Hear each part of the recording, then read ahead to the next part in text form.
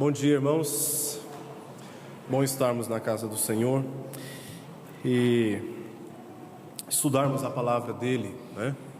Eu queria pedir aos irmãos que abram, por favor, a primeira epístola de João, capítulo 1.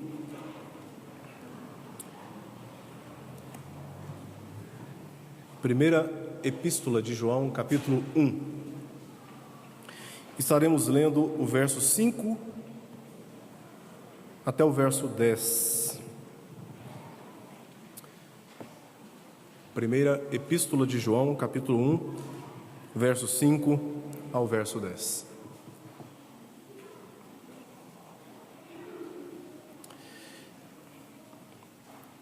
Diz assim a palavra do Senhor: Ora, a mensagem que da parte dele temos ouvido e vos anunciamos é esta: que Deus é luz e não há nele treva nenhuma. Se dissermos que mantemos comunhão com ele e andarmos nas trevas, mentimos e não praticamos a verdade. Se, porém, andarmos na luz, como ele está na luz, mantemos comunhão uns com os outros, e o sangue de Jesus, seu Filho, nos purifica de todo pecado.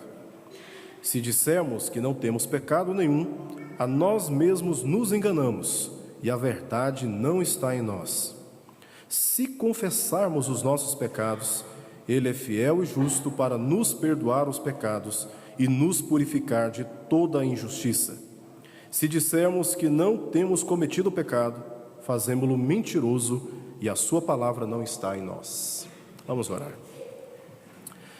Amado Deus, como é bom estarmos na presença do Senhor, sabedores de que esta comunhão contigo exigiu o sacrifício de Jesus, e este mesmo sacrifício satisfez a sua justiça.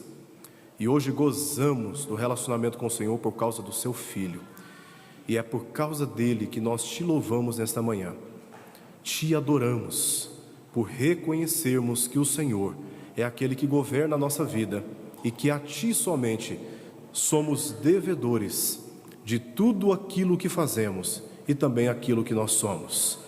Pedimos que o Senhor fortaleça a nossa fé nesta manhã através da sua palavra e nos ajude a viver uma vida consagrada ao Senhor. Abençoe assim, Pai, a começar de mim, todos os meus irmãos aqui presentes. É o que te pedimos em nome de Jesus. Amém. Esta epístola de João foi escrita entre 86, talvez até 91. Esse período é um período muito incerto. E ele escreveu essa epístola quando ele estava ainda exercendo o seu ministério na cidade de Éfeso. Possivelmente depois que ele escreveu o Evangelho de João, o Evangelho que traz o seu nome. E essa epístola, ela foi escrita com propósitos muito específicos. É muito notório em toda a epístola de João algumas palavras que se repetem com muita frequência. A primeira delas é a palavra comunhão. E na verdade, esta palavra, ela resume aquilo que João tem como intenção através do seu escrito: comunhão.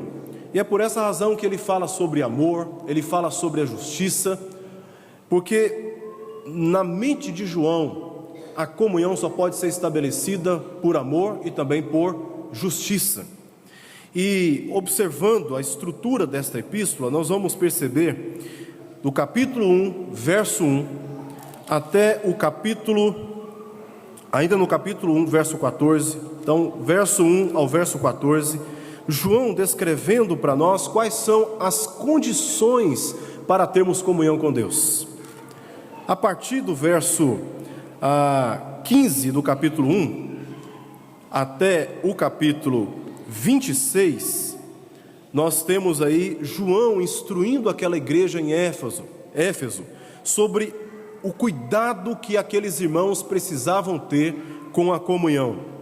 Muitas cautelas, como a pureza da vida, como o amor ao mundo, e também o cuidado que deveriam ter contra o espírito do anticristo. A partir do verso 27 do capítulo 2 até o capítulo 5, verso 5, João nos apresenta quais são as características dessa comunhão.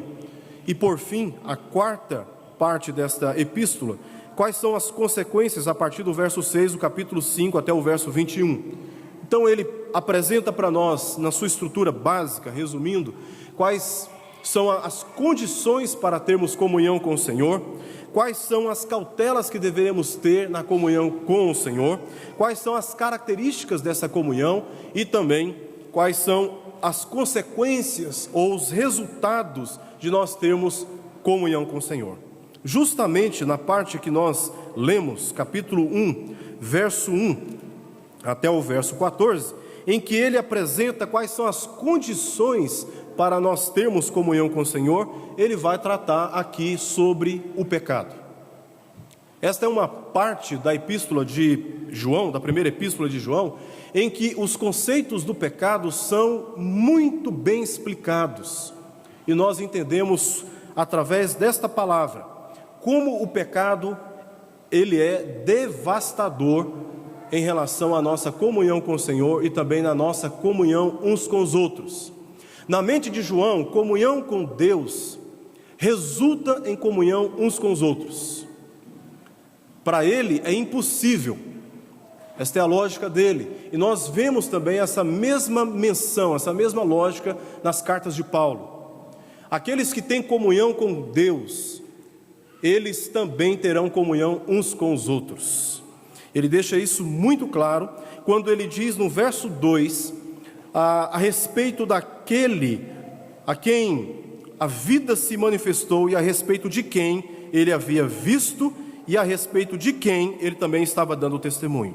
Verso 3 ele diz: o que temos visto e ouvido, anunciamos também a vós outros, para que vós igualmente mantenhais comunhão conosco. Ora, a nossa comunhão é, como ele diz, com o Pai e com o seu Filho Jesus Cristo. Capítulo 4 diz aí no verso 20, olha só, capítulo 4, verso 20: se alguém disser, amo a Deus, e odiar a seu irmão, é mentiroso, pois aquele que não ama a seu irmão a quem vê, não pode amar a Deus a quem não vê. Então, João trata nessa epístola basicamente da comunhão, a comunhão com Deus e a comunhão que a experiência de relacionamento com Deus produz nos nossos relacionamentos.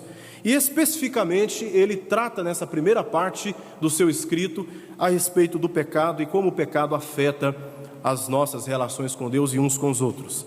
E esta, portanto, é a minha missão, é o meu propósito aqui nessa manhã, através da exposição desse texto que nós acabamos de ler. João não está escrevendo aqui para pessoas recém-convertidas. Ele não está escrevendo para neófitos. Capítulo 2, verso 12 ao verso 14, nós temos aqui uma noção sobre a condição daqueles crentes em Éfeso. Filhinhos, verso 12 do capítulo 2: eu vos escrevo porque vossos pecados são perdoados por causa do seu nome. Pais, eu vos escrevo porque conheceis aquele que existe desde o princípio.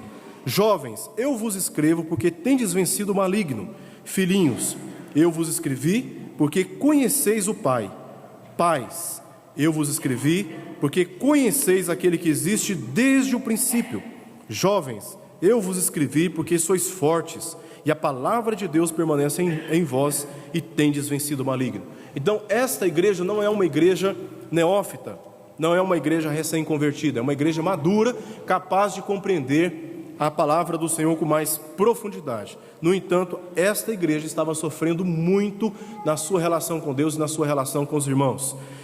Essa epístola foi escrita num contexto em que os precursores do gnosticismo ensinavam entre os cristãos muitas inverdades, muitas mentiras. Alguns achavam, por exemplo, que o pecado era um mal necessário, enquanto outros pensavam e ensinavam que o pecado era fruto da imaginação das pessoas. As pessoas imaginavam, elas criavam conceitos de proibições, de restrições, e aí, por causa disso é que elas sofriam. E esses pensamentos estavam persuadindo e desviando muitos crentes da igreja de Éfeso para continuarem na vida de pecado.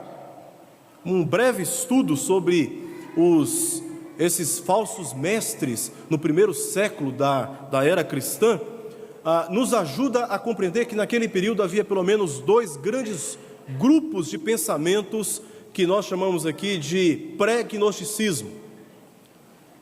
O primeiro grupo considerava que o pecado ele era um mal meramente material, físico, e que não afetava a condição espiritual dos crentes. Então eles pensavam o seguinte: se nós nos afastarmos do mundo, se nós nos isolarmos da experiência no mundo, nós iremos proteger a nossa condição espiritual. O outro grande pensamento gnóstico daquela época ensinava que os pecados da carne não poderiam afetar a condição espiritual dos crentes. Então, é aquele dualismo grego: a carne é má, o espírito é bom, e não há uma comunicação entre eles. Então, os pecados da carne, por mais que nós continuemos no pecado, a nossa condição espiritual, a nossa relação com Deus não será afetada e nós seremos preservados espiritualmente. Possivelmente contra este pensamento é que João escreve esta epístola. Nós temos, por exemplo, no verso 6, sinal de que naquela igreja haviam muitos irmãos que estavam pensando que viver no pecado não afetava realmente a comunhão com Deus. Ele diz no verso 6: se dissermos que mantemos comunhão com Ele e andarmos nas trevas, mentimos e não praticamos a verdade. No verso 8, ele diz: se dissermos que não temos pecado nenhum, a nós mesmos nos enganamos e a verdade não está em nós. Por quê? Porque certamente entre a igreja haviam aqueles também que pensavam que o pecado, ele não tem mais nenhum efeito sobre a nossa relação com Deus. Nós já fomos perdoados por Jesus Cristo dos nossos pecados. Então, independentemente daquilo que eu fizer de pecado, eu não serei afetado na minha relação com Deus, porque eu já fui perdoado. E João está dizendo aqui: se vocês estão achando que não tem pecado, vocês estão mentindo, e a verdade não está em vocês. Esses pensamentos, eles são antigos, mas eles também são muito atuais. Ainda hoje nós temos entre nós aqueles que pensam que se afastarem do mundo, deixarem de ouvir músicas seculares, frequentar a igreja, afastar dos relacionamentos, vamos chamar assim, mundanos, eles estarão preservando a sua vida do pecado, porque na verdade o que passa na cabeça de muitos é que o pecado é um mal externo e não um mal interno. Por outro lado, há aqueles que pensam o seguinte: não, eu já fui perdoado, então independente daquilo que eu fizer na minha vida, a minha salvação e a minha relação com Deus será preservada. E esse é um engano, e contra esse engano, João começa descrevendo para nós algumas características do pecado aqui nesse texto. A primeira característica do pecado que ele nos apresenta, no verso 5, é que o pecado ele tem um caráter absoluto. Ele diz: ora, a mensagem que da parte dele temos ouvido e vos anunciamos é esta, que Deus é luz e não há nele treva nenhuma. Então, a primeira característica que João nos dá a respeito do pecado é que o pecado ele sempre tem um caráter absoluto. Deus é luz e nele não há treva nenhuma. São realidades completamente opostas. Não há comunhão, não há interação, não há relação de Deus com as trevas, porque o pecado é uma oposição sobre tudo aquilo que se refere a Deus e também a sua vontade. O pecado ele é absoluto, não há neutralidade no pecado. Não tem como acreditarmos na hipótese ou no pensamento, aceitarmos o pensamento de que o pecado ele é neutro e que ele não tem o poder de devastar toda a nossa relação com Deus, a nossa comunhão com Deus. Não, o pecado ele sempre irá minar absolutamente a sua, a minha comunhão com o Senhor. Não tem como pecarmos mais ou menos e vivermos em santidade mais ou menos. Segunda característica que João nos dá a respeito do pecado, verso 6 ao verso 7, é que o pecado, ele é mortal. Ele provoca uma separação, uma cisão. Ele rompe a comunhão. Ele diz: se dissermos que mantemos comunhão com Ele, com Deus, e andarmos nas trevas, primeiro, estamos mentindo e não estamos praticando a verdade. Segundo, se dissermos que andamos na luz, como Ele está na luz, mantemos comunhão uns com os outros, e o sangue de Jesus, seu Filho, nos purifica de todo pecado. Os gregos, eles compreendiam muito bem isso por causa do dualismo. A separação da matéria do espírito.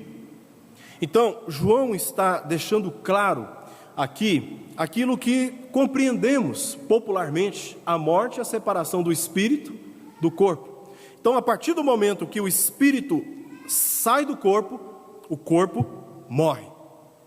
João está aqui tentando convencer aquela igreja que o pecado, ele traz separação, ele traz afastamento da nossa comunhão. Se temos comunhão com Deus, nós vamos andar na luz. Nós não vamos andar em obscuridades. O nosso caráter, as nossas intenções, as nossas ações jamais poderão ser colocadas em dúvida, sob suspeita, porque nós andamos na luz, nós não temos o que esconder, nós vivemos com uma vida de transparência, de santidade, e as pessoas irão conhecer que nós somos pecadores também, que nós estamos sujeitos à queda. Aquele que diz que tem comunhão com Deus, segundo o argumento de João, ele tem também comunhão uns com os outros. E o pecado, quando ele entra nas relações, ele separa as pessoas. Nós perdemos a alegria de relacionar uns com os outros, perdemos a tranquilidade de abraçar uns aos outros, de olhar nos olhos uns dos outros. O pecado é capaz de transformar as nossas relações em relações tão impessoais, mas tão impessoais, que às vezes do nosso lado o nosso irmão pode estar passando as piores crises da sua vida e nós sequer iremos nos importar.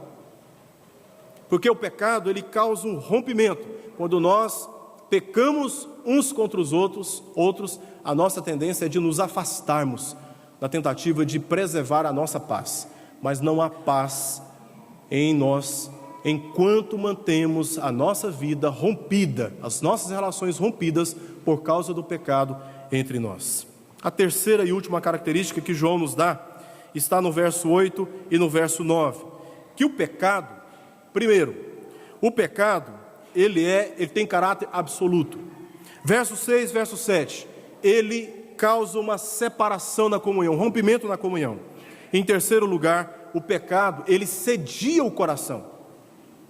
O pecado não é apenas uma experiência externa das nossas relações. O pecado, ele afetou a nossa condição, ele afetou o nosso estado, e por isso ele influencia a nossa vontade e também as nossas ações, a nossa conduta. Por mais que nos afastemos do mundo, por mais que enchamos a nossa mente de músicas cristãs e frequentemos somente as igrejas e nos afastemos de tudo aquilo que nós consideramos como pecaminoso, ainda assim nós continuaremos vivendo nessa condição pecaminosa.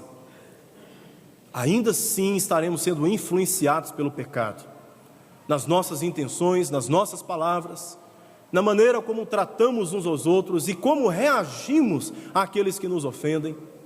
O pecado continuará influenciando a nossa vontade. E é por isso que, em última instância, o pecado é sempre uma responsabilidade moral nossa. Por mais que na primeira instância, na tentativa de nos justificar, venhamos a dizer: eu pequei porque eu fui tentado por isso. Eu pequei porque aquele irmão provocou isso, aquilo ou aquilo. No final, o que nós precisamos reconhecer é que o pecado é sempre uma responsabilidade pessoal. Eu pequei porque eu quis. Eu reagi assim porque eu quis, não porque o outro me obrigou. E isto,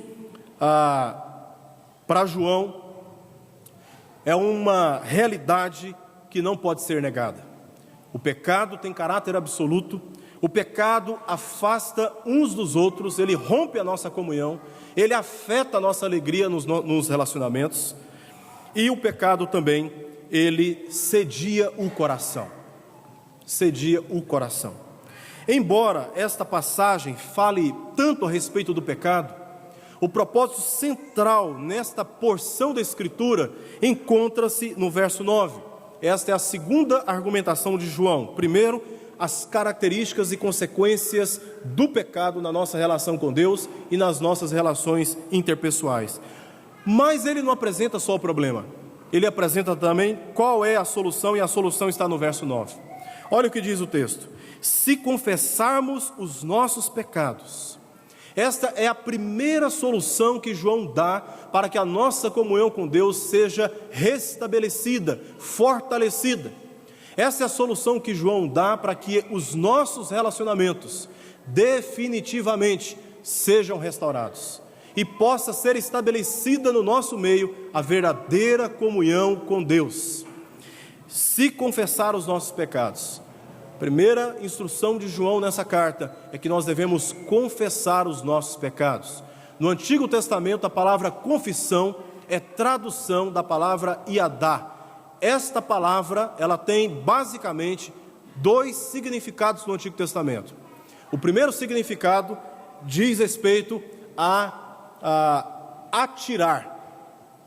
Levítico capítulo 20 e capítulo 24, capítulo 20 de Levítico, verso 2, por exemplo, um texto da lei, orienta que contra aqueles pecados graves, as pessoas deveriam ser apedrejadas. Então deveriam pegar as pedras e atirar as pedras contra aquele que violou gravemente a lei do Senhor. E os judeus aqui, os gregos, os crentes, eles conheciam essa tradição, eles sabiam muito bem disso. E a palavra aqui, confessar, tem esse significado de atirar. E uma das ilustrações mais claras que nós temos no Novo Testamento é em João capítulo 8, verso 1 ao verso 11, em que aquela mulher adúltera, porque ela violou a lei do Senhor gravemente, de acordo com a lei que nós encontramos em Levítico capítulo 20 e capítulo 24, o que a lei previa? Previa que ela deveria ser apedrejada. Então ela é apresentada diante de Jesus, mas os seus acusadores estão com as pedras nas mãos, prontos para atirarem pedras contra aquela que havia violado a lei do Senhor. O que essa palavra nos traz, irmãos, de significado nesse texto, é que quando nós confessamos os nossos pecados, nós estamos atirando pedras contra nós mesmos. Nós estamos confrontando a nós mesmos com a verdade dos fatos. E a palavra no Novo Testamento, homologel, é a palavra que traz uma particularidade aqui no significado de confessar na Bíblia, que é admitir o fato, é concordar com a declaração, é honrar aquele que está declarando algo.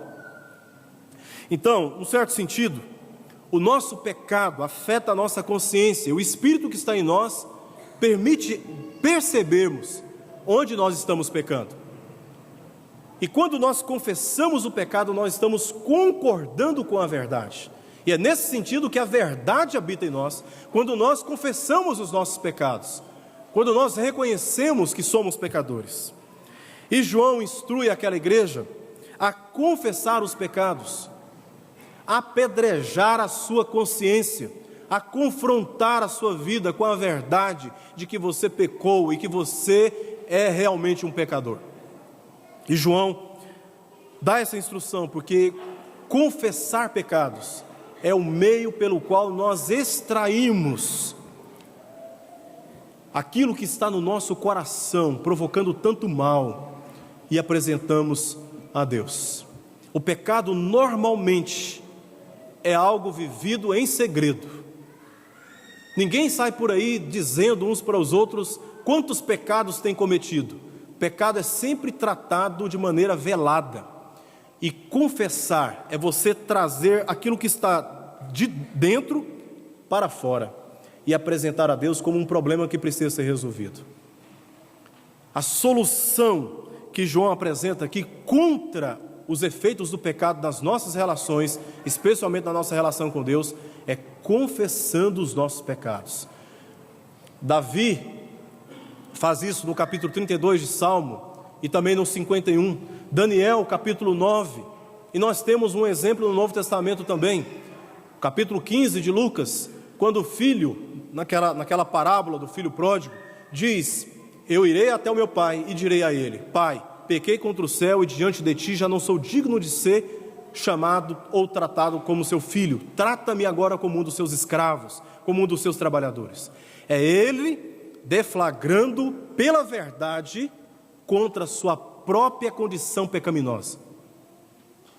E esta é a solução que João nos apresenta na luta contra o pecado. Em segundo e em último lugar, a segunda parte do texto diz: por que nós devemos confessar os nossos pecados? A resposta é: Deus é fiel e justo para nos perdoar os pecados e nos purificar de toda injustiça. Por que devemos confessar os nossos pecados? Porque Deus é fiel e Ele também é justo. É da natureza de Deus perdoar os nossos pecados. É da natureza de Deus expressar a sua bondade sobre nós, quando nós nos achegamos a Ele reconhecendo os nossos pecados. Deus irá manifestar a sua graça, e é na confiança do caráter de Deus, é na confiança da natureza de Deus, é na confiança das ações retas e justas de Deus, que podemos nos achegar à sua presença para confessarmos os nossos pecados. Ele é fiel, irmãos.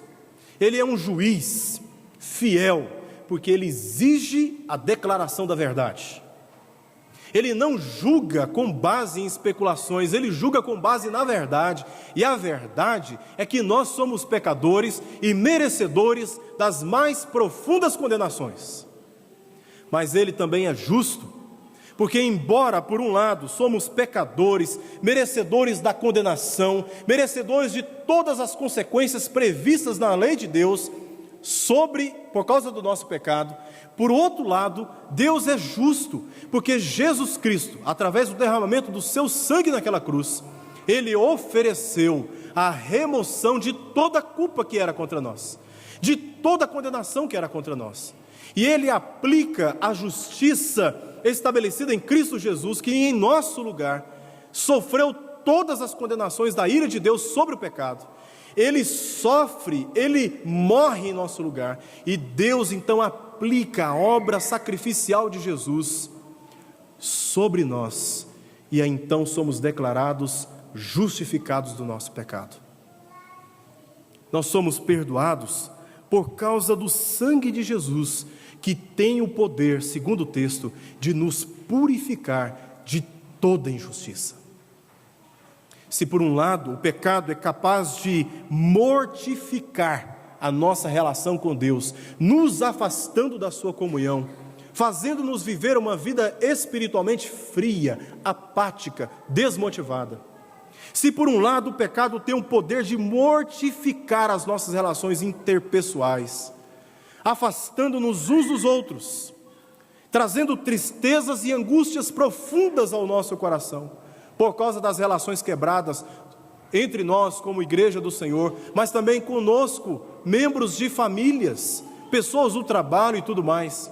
Por outro lado, Deus graciosamente por Jesus Cristo oferece perdão, ou seja, Ele oferece solução, restauração, salvação. E o caminho começa por trazermos a presença de Deus com os nossos lábios a verdade de que somos pecadores e que temos pecado contra o Senhor, porque nós não brincamos com o pecado, nós reconhecemos o poder devastador do pecado e nós não subestimamos esta realidade, e é por isso que devemos nos apresentar diante de Deus, confessando a Ele os nossos pecados, na esperança de que Ele haverá de manifestar a sua graça pelos méritos do Senhor Jesus Cristo. O pecado tem sido o motivo da destruição de muitos casamentos. O pecado tem sido a causa da destruição de muitas relações familiares entre pais e filhos com os pais. Porque aonde há pecado, há desobediência, há rebelião, há questionamento da autoridade, há manobras enganosas nos relacionamentos, há mentiras.